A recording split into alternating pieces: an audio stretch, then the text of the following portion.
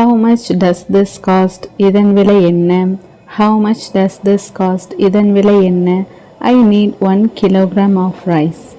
எனக்கு 1 கிலோ அரிசி வேண்டும். I need 1 kilogram of.